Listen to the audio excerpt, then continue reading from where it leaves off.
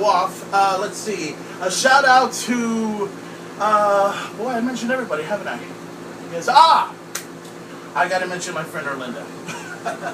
I know I mentioned her one time on my show, and I feel the need to mention it again. So Erlinda, if you're watching this, what's going on? Hello, how are you? And if your kids are watching this, hello, what's going on, guys? Hope you're having a great time. Hope you're having a tremendous week here on the main event talk. We are going to talk about the 1,000th episode that happened just last week. As you guys know, Raw did its 1,000th episode.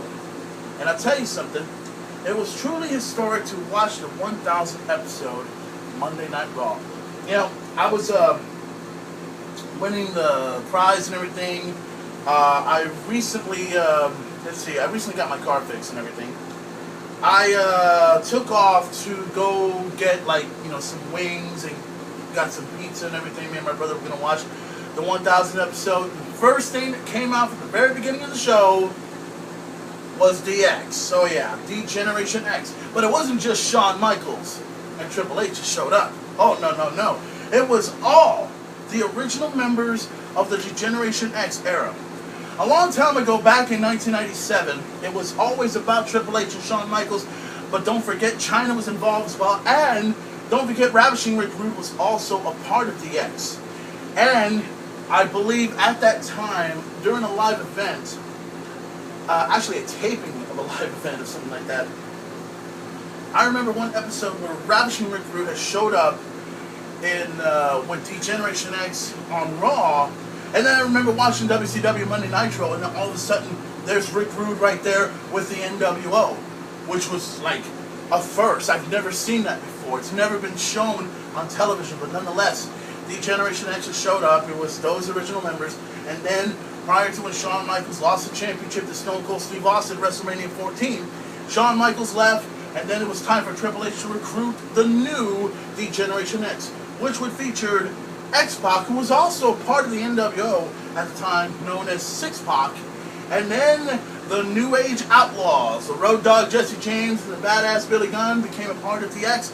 And at that time, you know, a lot of people have been saying that that era, the DX era with them, was a whole lot better than the era with Shawn Michaels and Triple H.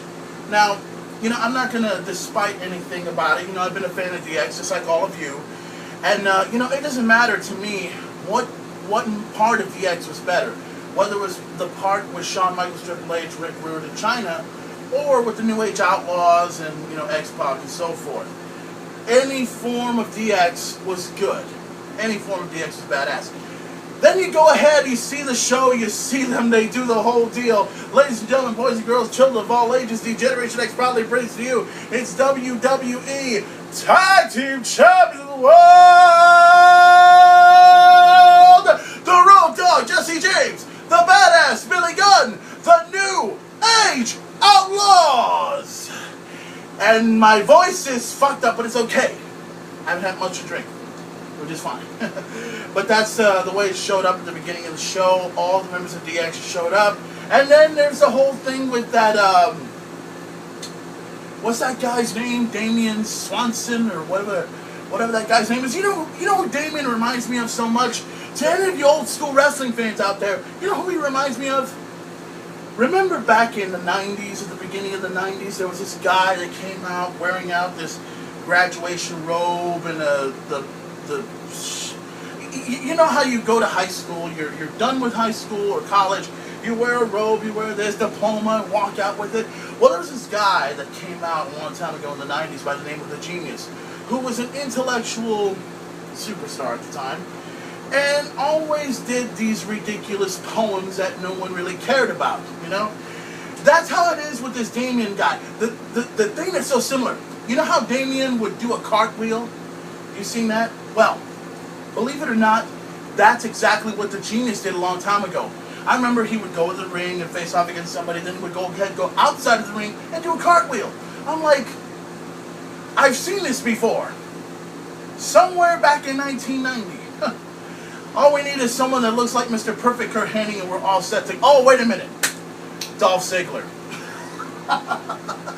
But, you know, nonetheless, you know, DX did what they did best. They took care of Damien, sweet chin music, knocked him out, put him in his place, threw him out like a piece of garbage, and then the whole thing with the Raw 1000 episode will begin. A lot of things happened